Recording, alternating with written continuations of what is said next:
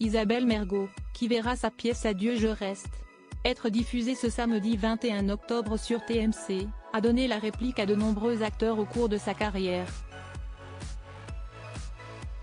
L'un d'entre eux, qui a eu une belle carrière, souffrait d'alcoolisme, confiait-elle à Laurent Ruquier en 2006 dans On n'est pas couché. Du 11 septembre 2012 au 30 juin 2013 se jouait la pièce de théâtre Adieu je reste, au Théâtre des Variétés à Paris. Une pièce qui est à retrouver ce samedi soir sur TMC. L'occasion de s'intéresser à l'auteur de cette œuvre, qui joue également le rôle principal aux côtés de Chantal Laizou, à savoir Isabelle Mergo. Cette dernière n'a jamais caché son amour pour la scène.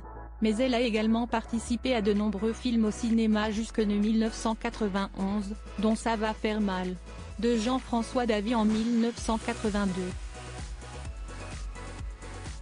Un film, qui raconte les tribulations d'un petit producteur de films qui entreprend la fabrication d'un film érotique pour se renflouer, dans lequel l'actrice donne la réplique à Hubert Deschamps, décédé le 29 décembre 1998. Un acteur qui pour rappel, a marqué les esprits à plusieurs reprises sur le grand écran, que ce soit dans Zazie dans le métro de Louis Malle en 1960, La gueule ouverte de Maurice Pialat en 1973 ou encore dans Un bon petit diable de Jean-Claude Brialy en 1983. Isabelle Mergo livrait de rares anecdotes le concernant dans On n'est pas couché en 2006, alors qu'elle faisait la promotion du film Je vous trouve très beau qu'elle a réalisé. Elle se souvenait notamment du fait qu'il était alcoolique comme pas permis. Un fort tempérament avant d'expliquer avoir été marqué par son nez très imposant, commettant notamment une bourde à ce sujet. Il jouait le rôle d'un alcoolique dans le film. Je le vois avec son pif et je lui dis « Ah si esti bien ils vous ont vachement bien maquillé ». Et là, la maquilleuse l'appelle.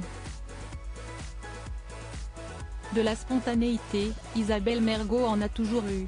La maman de Maya a toujours dit ce qu'elle pense, ce qui a d'ailleurs déjà parfois donné de fortes séquences. Notamment dans Les Grosses Têtes, émission diffusée sur RTL qu'elle a rejointe il y a plus de 30 ans. En mars dernier, elle s'était fâchée contre un auditeur.